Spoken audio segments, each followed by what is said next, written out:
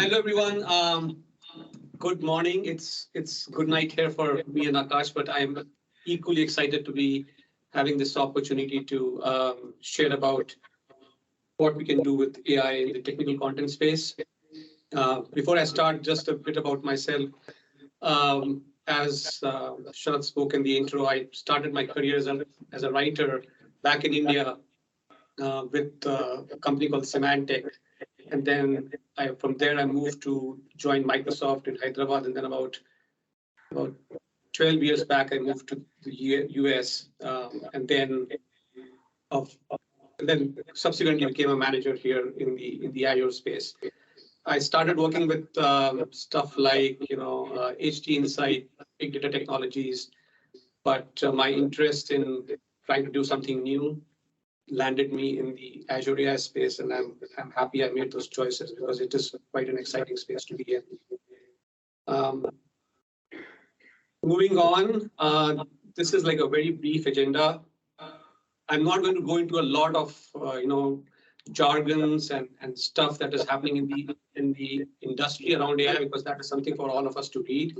What I wanted to capture here in this session was how AI can help us in the technical content space. And I want to stress on the technical content part because there's a lot of other, it's writing for generic content like blogs and marketing material is a totally different ballgame. But writing for tech content and writing technical docs is a totally different thing. So I'll focus more on that, the possibilities around it, challenges, and how organizations should think about using AI in their own setup. So the first thing I wanted to talk about was, before I get started into the possibilities, the challenges, and all that, I wanted to present like a couple of visuals that will really help us think where we are right now and why it could be me as an individual, a team, or an org, whatever level you want to think about this. But really, this visual, I actually found this reading out someone's post on Twitter. And this really struck me because when this whole thing around generative AI started sometime, I think the end of last year, there was so much hype around it. Like, people talking about this in every space. Like, you won't believe I go to a place of worship here, and there were people talking about generative AI there. So it was that big. So the blue circle that you see here is actually people who are just talking about this, advocating about this. And then the other smaller circle is the red circle is people who are starting to use generative AI. And I'll go into the details of generative AI versus other types of AI, but for the context of this slide, number of folks discussing is a bigger circle. Number of folks trying out some pilots and all is a much smaller circle. And then the really key part is that there's a very little, the amount of folks trying to actually do something, making stuff in production, really trying out things in their own organization, their own team is actually an even smaller number. So it's not, we might feel, the reason I wanted to put this is we might feel that we are missing out by not jumping on that wagon right away. But the fact is, it's not a big number right now that is actually really in. People are trying to understand how to use this in the space. It is okay to be, it's a good place to be at. It's not like, you shouldn't take the pressure that, if you're not jumping on this right away, we are losing on something. So I wanted to make sure I call it out clearly. And then the other interesting visual is this one. It's like people are like going mad crazy to try to do something with generative AI. It's also becoming something like, if you are not doing something related to AI, you are not cool, which again, I don't think is the right way to look at this. For example, I think what Akash just mentioned in the rapid fire, that it's always not the best thing running after the most shiny object that is out there. So again, I'm not saying that we shouldn't work towards it, but it's not like this is all there is to work on. There's so many other things, but obviously this is a great opportunity we should look at how we can use AI in our space. So this is one visual that struck me, like I said. But then the other thing that I thought we as writers or managers or leaders in our space want to get our teams to is the next one. From that crazy hype and what to do with it to something where we can come to a point where we identify good opportunities to use AI in our space. So with that scene set, and that context set up, I wanted to move to the actual, how we can use AI in our business, in our writing business, so to say. So before I get to that, I also wanted to capture, like I said, the different types of AI models that we can use. So largely there are two categories of AI models. I mean, there are many more, but we can bucket those into two main ones. They are predictive models and generative models. The predictive models are mostly, most of you are intelligent, so but I would just repeat it for the sake of, just being complete here, is that it will tell you based on you giving that a piece of data, it will predict whether what that piece is. For example, if it's a vision API, and you show it, you give that API another image, let's say a mountain, it is going to tell you with, let's say, 99% accuracy that it's a mountain. That is pretty much what a predictive model will do, as opposed to a generative model, which will create data for you. In our case, we're going to say create content. So the main thing to understand here is that for our technical content use cases, we don't always need to use generative models. So even though generative models like with OpenAI, Bard from Google, and then Llama from Facebook, these are generative models that are making a lot of waves. The fact of the matter is that the predictive models are equally useful. It's just that because generative models have attracted so much attention, we are leaning towards that. But as we are leaning towards generative models, we are also identifying that, hey, this thing that we are trying to do is actually does not need a generative model. It can just be done equally efficiently if we use a predictive model. And I'll share some of those examples in the next. So moving on, the first thing that I want to touch upon was, what are the different possibilities with AI? So first one here is like, it's actually pretty straightforward. Is how do we use AI to improve SEO? And the use case here is, if we have better metadata that is assigned to an article that is published on the web, it's the search engines use that metadata to surface your article or your content in the search result. So if we can come up with better metadata descriptions, it will in effect improve SEO for us. So how can we use AI for this? So we have models like there's something called text summarization that is available through Azure and other cloud providers as well, where if you provide an article to this model, it will give you like 2-line description of what that article is. If we can take that and put that in our metadata, then we have come up with a better description, which will lead to better SEO, and obviously your content health improves. This exactly is another example where we don't need to use generative model at all. Text summarization is a predictive model. It's not something that OpenAI does or Bard does. So again, a great example of why we did not think about these things earlier, even though these models have been available for the past 5-7 years. But because we had now this new shiny object of generative AI, when this new item entered the room and we said, okay, wow, there's so many other possibilities which can be done outside of generative, and this improved SEO is such an example. Another example is we have so many, so much feedback that we get through our users. Some teams are using GitHub for their source content. Other companies have their own proprietary way of getting feedback. If we can run some sentiment analysis models, for example, on this feedback, it will help us identify which feedback is like a peak point, like a positive sentiment or a negative sentiment. And then that can help us identify the top pain points, and we don't have to then go and look at all, let's say, 10,000 feedback items that come in. we run these models, they identify by looking at the sentiment of this feedback, these 100 could be your top action items. And that's, it will help us to attack those first before we go and look at others. Another important one is, obviously editing brevity. We sometimes tend to, as we are writing, might be writing longer articles, and we can again run some. This is actually a generative model use case. Run OpenAI or Bard or something on this, and it will give you a more concise version of the content. I know people who have tried this just purely on Bing Chat. They take an article, they put an article into the Bing Chat prompt and say, can you give me a concise version of it? And Bing Chat does a pretty decent job of making it shorter. This also helps with localization because obviously shorter content, more direct content will help in cutting down the cost of localization.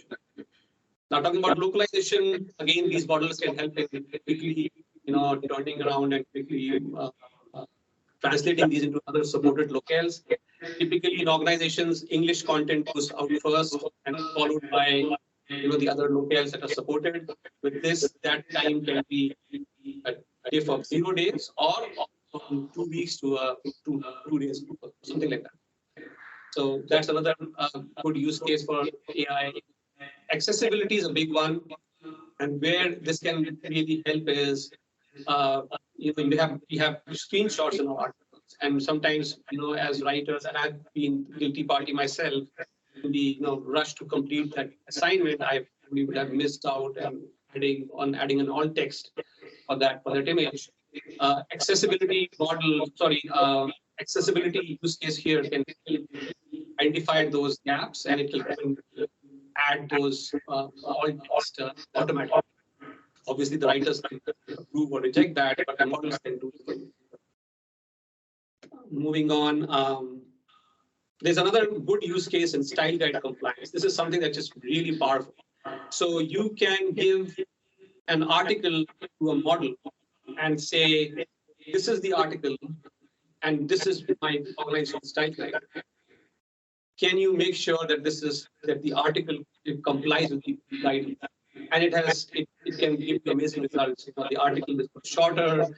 The terms that they're supposed to use are you can identify those and edit those and change those to the approved terms. And this is especially useful when we have the drafts coming from teams that are not usually the right teams. For example, we have PMs submitting us drafts, or sometimes PMs writing the entire article for us. They might not be aware of what our guidelines are. So it typically happens that the article comes to the writers, or the article gets published, and then someone finds out that it's not meeting our guidelines, and they put it that later. With these models running beforehand as part of your content publishing pipeline, it can identify those gaps. It can identify those situations where it's not being cited, it's not being applied to, and then they can go ahead and just suggest those improvements. Another easy one, which most of us have already heard about, is it will help overcome your writer's block. It obviously does a great job of creating an outline for you. But again, this is mostly, I've seen, works well when you have a more conceptual document, or not necessarily a procedure or how kind of a document. But again, this is a great place to start with. Again, mostly for PMs, for tasks to give us like first drafts, we can use this more efficiently for the writer monitors. One thing that I have personally used a lot myself, even though I don't write a lot now, is auto-suggest. GitHub Copilot is something that I use as my authoring tool. And as I'm typing, it can suggest based on the files that are open around it in that IDE. It can very intelligently suggest and I want to talk about, and it can, like, you type on out now suggest like the next word. These co-pilots can now suggest the next paragraph, the next section in the IDE. Obviously, we can accept or reject it, but I've seen this amazingly well, where it really helps the productivity. It really takes reduces time. Probably, I would say, probably spending 20% less time on an article because of GitHub profile. Maybe other tools are also doing the same thing, but auto suggest this is a really strong use case for using AI. Code to code translations is again something very powerful. What I mean by that is, let's say I have an article which is written in that shows how to do something in Python. And because we wrote this in Python because when the product was going out, maybe Python was most users for that feature are Python users. So we decided to first ship it in Python, and then others would follow later. With some AI models, you can give the Python article to the model and see, can you generate a C# article? It does a pretty decent job. Obviously, you have to be expected to test it and run it if it's correct. But again, bulk of the job can be done by these models. Structured content is the most easiest thing to install for using AI. And by structured content, I mean where we have clearly identified that for this kind of article, this is the template. Say, let's say you have a quick start on how do I get started with a specific product. That product, and if your organization has a very clearly defined template, you can give it what is a template as a prompt, and then the output you would see is like surprisingly well done. Obviously, you'd be expected to test it. So these were some of the possibilities that I can think of. There are many more, but in the technical content space, these look like to be the most promising that organizations and writing teams and maybe as individual writers as a side project can think about doing these, and then as it matures from a proof of concept stage, taking it to our management and say, okay, maybe this is something that we want to invest in, and then whatever is the management structure or the or your tooling structure in our organization, those guys can come in and take it to the next level. Some of the benefits of using AI, moving on, are again nothing, no brainer here. Like I mentioned about the code to code, like the example I gave about Python and C#. Initially, I mean, typically organizations try to do like product teams, like we ship, the product teams would ship the most viable, the minimally viable product where, okay, we have 10 features to ship, but let's say in this V1, let's ship 3 of those features, the other 10 follow later. Same thing we do with content, we will ship the most, like I said, in this case, Python was an example, for which we have the most number of users. We ship that content, the other content, the P1, P2 content can follow later.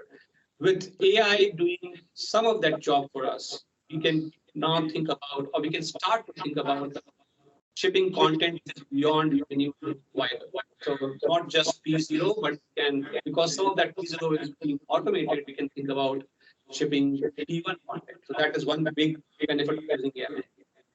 Again, we can deliver content at speed, and sometimes doing away with content altogether. So what I mean by that is, so let's say you have an app or you have a program that you have written that converts C# to Python or Python to C#, that article. And but we as a writing team are still responsible for running that app, creating that article. What if we give that our audience, right? Sorry, to our users, where the way we are shipping content, maybe there's a plugin that we create that says, if you are on this article as C# run this plugin, or you can put this plugin, interact with this, and the plugin gives you the Python environment. So we have entirely done away with the the responsibility of creating and maintaining a piece of content, because all that was changing between C# and Python or Java or JavaScript or whatever is the code block and some text around it. So that's what I meant by doing away with content generation altogether. We give our users the ability to generate that content themselves. That again speeds up the game for us to create that content, but more importantly, maintaining that content. Because as we all know, content creation is one part of it, and maintaining, responding to feedback, keeping it fresh is an entirely different ballgame. So by creating such plugins that can help our users, we free ourselves of that time. I already talked about SEO, so I won't go deeper into that. And then again, the same thing with content, other parts of the life cycle, it will help us, customer feedback and other images and all. Actually, there are some models now that can also create images for you. So that is another thing that we could explore. How am I doing on time?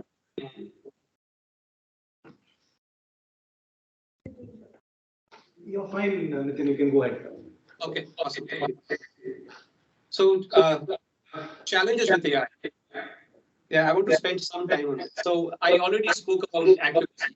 This is very important because you might have seen some reports in the press that sometimes the models the results that they give back are not entirely accurate, which is true. I mean, sometimes I think about these things as, that smart in high school would write a big essay, use a lot of jargons, and just to make others think that it's all correct. But if you go deeper and try to analyze a lot of these things, you realize that some of this is not very relevant. It's not the same here, but we have noticed that sometimes the models give some output which looks correct, which is very close to being correct, but is not entirely correct. But again, as we need to make but we are getting that content we are publishing. So this is something that we have, if you have an interesting thing in using AI for our content generation, and we are getting the time, some time freed up from writing content, that freed up time should most definitely be invested in making sure that content is accurate. Copyright is another thing that we need to figure out how to work around this. Bing does it very well. If you use Bing Chat, when it gives back chat response, it attributes the response to a thing, saying that it uses these certain links to get that response from. So it's grounding its response in the content that's shared on those links. We as writers, we cannot do that because first of all, we don't know where the response is coming from. So we need to be very sure on that we are not doing any copyright infringement by putting up content that is someone else's proprietary stuff. BYOD, what I meant there is bring your own data. There are some models now which can be run on our own data and not like the internet, which is what these LLMs are trained. So BYOD can solve this to some extent, where instead of saying, okay, ChatGPT, you go and tell me how this works, and you go and read the internet and tell me. Instead of that, we can say, you go and read my data, which is residing in so-and-so place. You read that and then tell me the answer to that, which is what I can then go and use in my talk. So this bring your own data can solve that to some extent, but again, a lot of investment has to go towards this as well. Operationalizing is another big thing to consider. What I mean by that is, currently we don't have a lot of apps that are or services that are available off the shelf that technical writers use. We have something like Jasper, which again they call out themselves in their website that is good for marketing content, blogs, promotional emails, but it's not good for technical writing because this is a totally different kind of writing that we do. So what this means is that orgs have to start using this in their day-to-day business. We have to create our own custom applications that can do very specific things, like creating an article from a template. It's a very specific task. So let's say we identify someone on the team who is passionate about this, and they have bandwidth to go invest on this, and they spend 2 months building an app. But do we then bring all the other writers to say, okay, if you have something similar to do, go meet this person and this will help you? No, that won't scale. So basically, once we have done the initial prototype, we need to come up with a with a framework of how we want to then roll this out, scale this out to, let's say, there are 50 other people writing resources in our org. So that is one big thing that the organizations are thinking through. How do I operationalize something that has been vetted by an engineer and a writer, someone who has proven that this will work, but now we have to scale it out to any number of writers that we have in our lab. Once we solve for that, then there are some organizations that accept contributions from external audience. Like Microsoft does that. We have a way our customers can submit an edit to an article. They can even submit an entire article. But then how do we make sure that if they're using AI, they are complying with the guideline that we are setting for our org? Because again, once it lands our doc set, the users will not know whether this has been done by an external person or a Microsoft writer or the whichever company we are working for. So if we are in that space where we are accepting external contributions, then we also need to make sure whatever operationalizing that we learned from our internal users, we should be able to scale it out for our external users as well. If you are submitting content which has any shades of AI, this is what we want to go to. So that is again a big thing to solve for. Pre-release content. What I meant by that was sometimes there are features and products that we are working on which is highly sensitive, and we don't want anything to be leaked out before the announcement for that product thing goes out. If we are using AI, is there a possibility, because our data is obviously being sent out into the World Wide Web and all that, is there a possibility that we are leaking some information? So again, maybe BYOD can solve it to some extent, but again, something for us to consider that, or make some rules that let's not use any AI models on any content that is being shared for the first time, which again is not the best solution right now, but maybe that is we have to work towards until we come to a point where we can really or confidently say that now we have these models running in a lockdown environment and there will be no data leak. But until that happens, organizations will have to be innovative and how we solve for that. Then another thing to consider is how do we deliver content? Like I presented at Microsoft Build, there was a question from a customer. He said, and it was a very relevant question, that if everything is going to be, if it's ChatGPT, if it's a Copilot going forward, people will find their answers where they are. They don't probably come to the docs. And in that space, it will be our mode of content delivery. Do we, so the answer that I gave to that customer was that, you probably get that Copilot or a ChatGPT kind of environment only when you have bought the product, you've bought the service.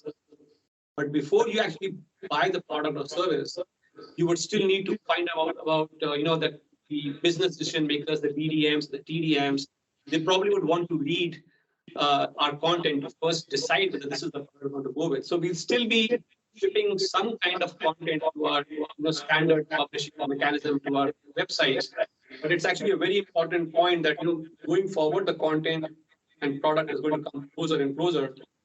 And to the point that we might actually be looking at just writing for these co-pilots in the future. Okay, it's a far-fetched thing, but it's something which is quite relevant. Probably, something that we have to start aiming towards. That what will be that mode of content delivery as the products and docs, especially with co-pilots. You see, you get all the answers right there. But again, like I said, it's an important thing to consider. Feedback loop is again an important thing. What I mean by that is when, let's say, you have someone on your team who you have tasked with exploring the possibility of an AI model, and they go and try something. The first time around, they give one input. That input is called a prompt. They give one prompt to the model, and then they realize that, okay, if I add some more things, some more words, for example, I say, to Bing Chat, I say, this is my text, and can you give me a shorter version of the text? And it gives me an output. Now I feel it can be improved further. So then I go to Bing Chat and say, act as if you are an editor and you have to use only professional language. Now give me a short version. You'll see the output is different. But now if you see, I have given feedback to the prompt. I changed the prompt from X to Y to this feedback loop. Now, as organizations start building these kind of apps to use technical content, you will see that it's little different in that where typically an application is, let's say, done by an engineering team or your tooling team that is set aside for your organization's needs. But prompts, the ideas for prompts can come from anyone because it's like spoken English, and they might try something and it works, and they realize it works better than the previous prompt. So we need to come up with a way where, or a process where this feedback are set up where how to improve these prompts, because really these models, if you remember, and I mean, growing up, I was taught, ask the right questions to get the right answers. That is actually coming true in this age of AI. With better prompts, you get better outputs. And to make prompts better, we have to keep sending it as feedback. You gave me this output, add this extra layer of information, and you give me even better output. So that feedback loop is very critical, and to make sure that the response you get from the models is something that is relevant. And then again, cost of running the model is something, obviously these things become a cost. So organizations think about, how do we factor for that? Obviously, they'll start with some prototypes, see how much it is costing, then think about how to scale it to, let's say, 100, 200, 300, how many number of writers that the organization has.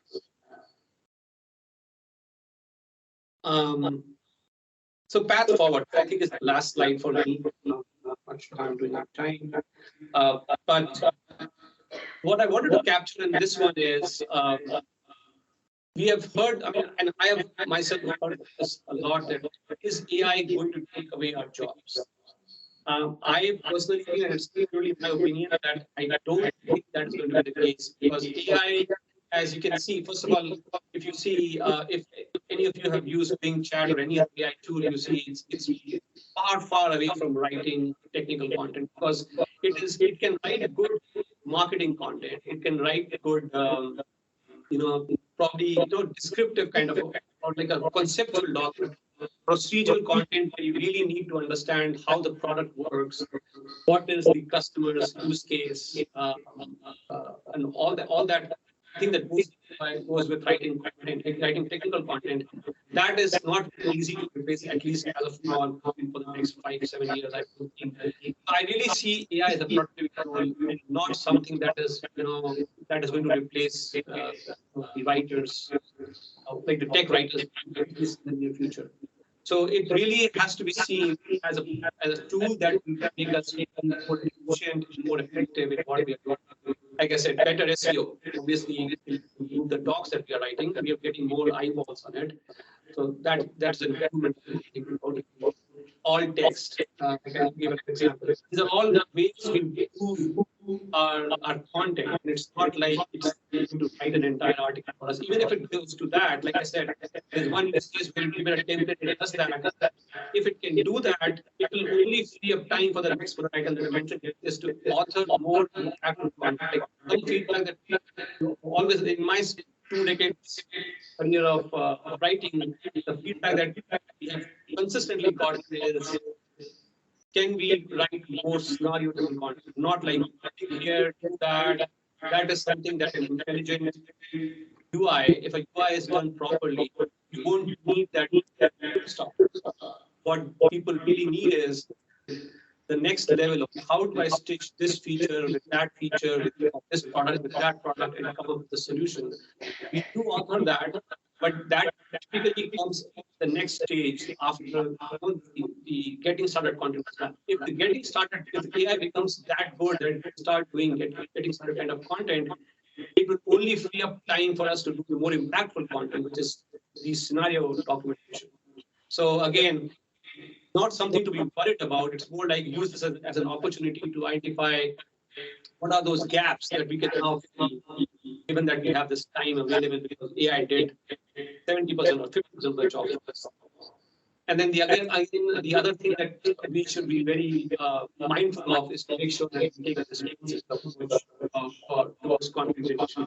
So at Microsoft, this is something that is publicly available. We go to some of our articles where we have used AI to generate that content. We are making sure we put the disclaimer.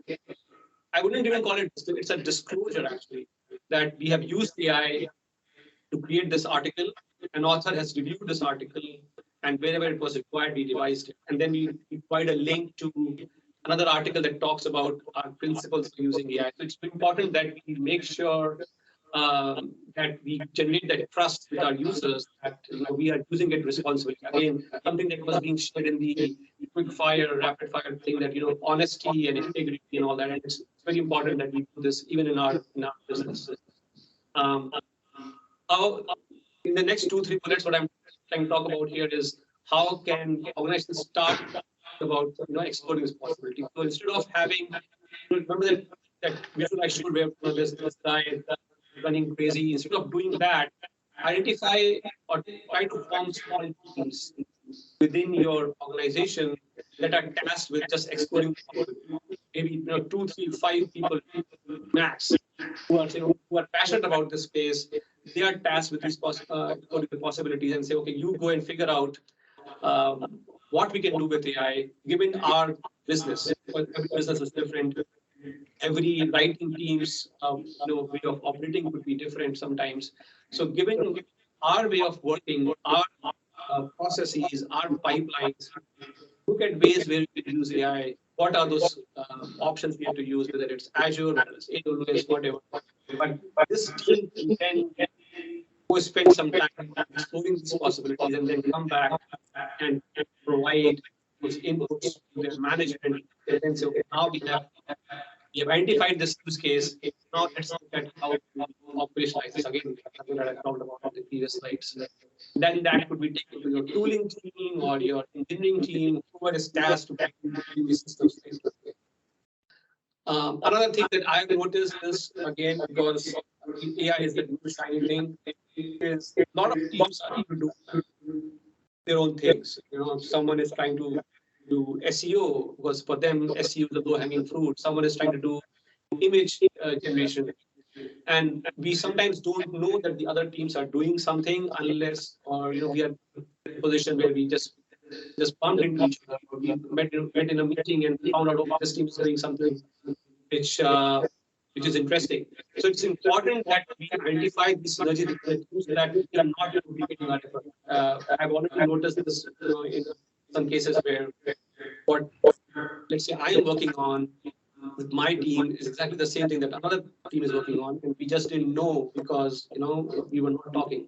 So if there's a forum where in your organizations where teams can come and share about this is like a brown bag or an office hour where we can share this is what we're working on, it will be a great place to encourage teams to talk about what they're doing with AI so that we can identify basically divide and conquer. And then another important thing is to, when we do have some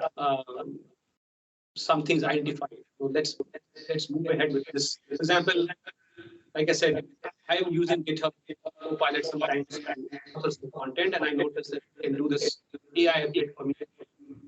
Then some other writers also use it. But then me as an org, or me as being part of an org, how do I make sure that I or the other writer who's using AI for content generation is actually putting the disclaimer that I just showed here. So this again becomes part of our guidance that we have to provide. Whatever those rules are, whatever that guidance is for your org, make sure that we are being ahead of the game and not finding out, oh, this has already gone out and we did not do these 5 that we're supposed to do, to make sure that we are using AI correctly. So whatever those things are,